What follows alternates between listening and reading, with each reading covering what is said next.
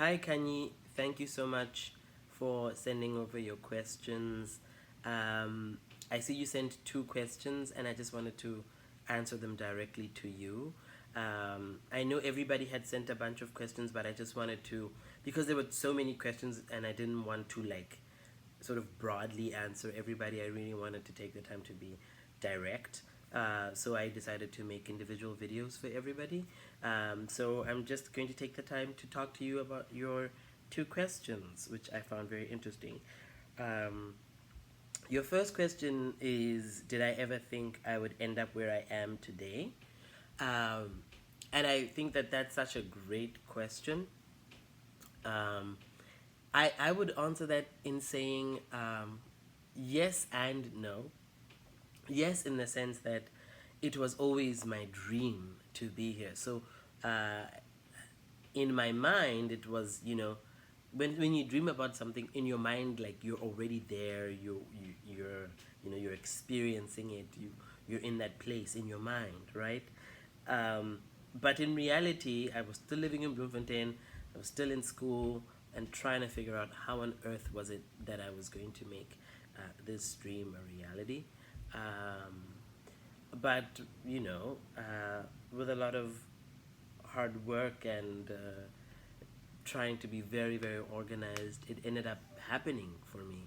So yeah, that's really the best that I can say to that, is that I've always wanted to be here, and I worked really hard to try and make sure that I got here. But I never, I couldn't sit here and tell you, oh yes, I always knew that I would be here today. But it was definitely a dream, and I basically worked to try and make sure that it happened for me. But it wasn't the kind of, oftentimes when people say, oh, I worked really hard to be here, it makes it sound like, oh, it was so miserable, and like I went through such a horrible time. Yes, I mean, working hard is not easy. That's why it's called working hard.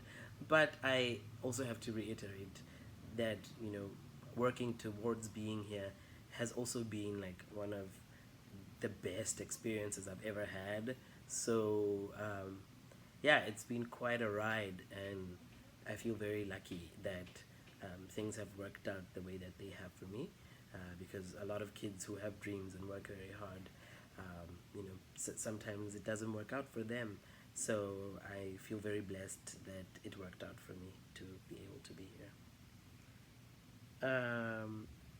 Did I ever encounter self doubt in my playing, and how did I deal with that? That's a good question. And I think that question is it's like full of so many different levels, because there's like, I could answer it from like the professional musician standpoint, which is that um, of course I feel self-doubt because I really care about the music, and I know that I could never, you know be able to express 100% of absolutely everything that the music could express in a single moment. So there's always that lingering thought that, wow, like I worked really hard, but I have to let go of control because I'll never be able to really reach the level that the music itself is at. So that's like the sort of the professional cellist uh, kind of answer that's possible to that question. But I think an even more important way to think about that question is in terms of who I am as a black kid who grew up in a township in Bloemfontein, who now all of a sudden has to survive in the United States, and play in the same at the same level as all these kids who started when they were 5, having started playing the cello with a teacher from Juilliard. And in that sense, there is that kind of like self doubt.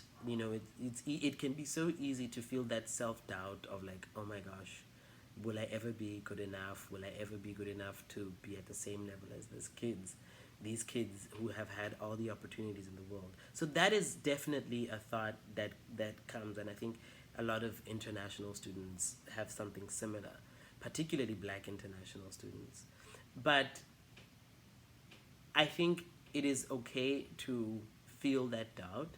It is okay to, you know, to see it and acknowledge it.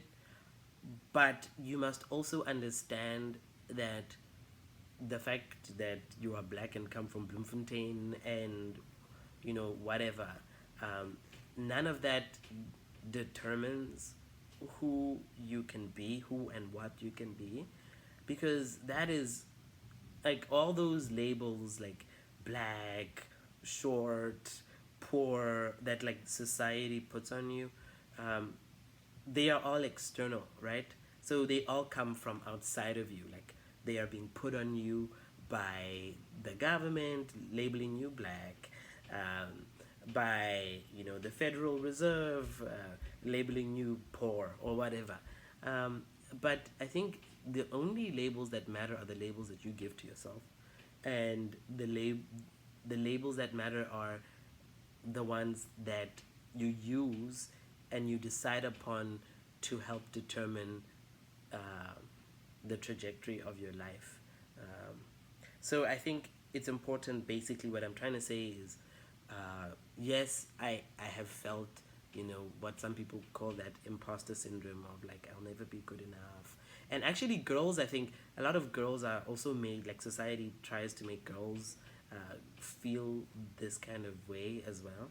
But the point is that um, you, regardless of what anybody outside the government or whoever says, you truly have it within you to really achieve whatever it is that you want. And I'll give you a concrete example. So I have never been a person who works out a lot. Never. That was just like never my thing. So I never thought I could exercise and like be able to do all these hard exercises that you see, that I've seen many of my friends who are very fit and very buff doing. So I never thought I could do those things, right? So I told myself, so the label that I had given to myself is a label of you're not fit and you'll never be able to do these exercises. But then, like when quarantine hit and COVID came, I decided, well, let me try and exercise. It's not like I am able to go out and play all the concerts that I had planned.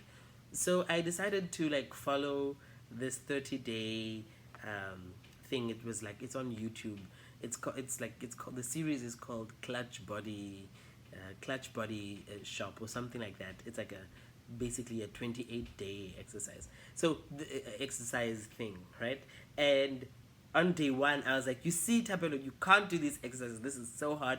But I decided that, look, it's not like I have that much that's better to do, so I'm going to stick with it. And today, actually, I just finished the exercises. I'm on day 27. Today was day 27. And, I can do the exercises, I can do all the hard things. And yes, I still get tired, but I'm way more capable in a way that I never thought I would ever be. Like I can like do the things without dying now, and for me that's a big win, and that's something that I never thought I'd be able to do just because of my own thoughts about myself. So now, like I notice myself being like, oh wow, I think of myself as someone who is more towards the fit side than the unfit side. So you see, it's like it all like builds up on each other, and it has nothing to do really with what the world tells you, and everything to do with what you tell yourself, and then what you're able to put yourself through with regards to working and consistency, so that you can get to that place that you want, and get to that level that you want, get to that sound that you want, um, and I think we all have that responsibility to ourselves, that we have to to do that for ourselves. And I think that's really important. So yeah, so it's valid to doubt yourself, but it's also important to recognize that you know you are able to change yourself. You are able to really make yourself whatever it is you want. It's all within your power. And then it also takes a little bit of confidence, right?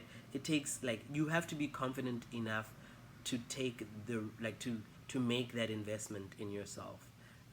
But I encourage you to just take that leap, even when you feel like you probably can't do it. Just do it, you know, really do it and take that chance on yourself. So I hope this was helpful. Thank you for your questions, and yeah, I hope we can stay in touch. I'm on Instagram and Facebook, and if you have any further questions, please feel free to write. Take care.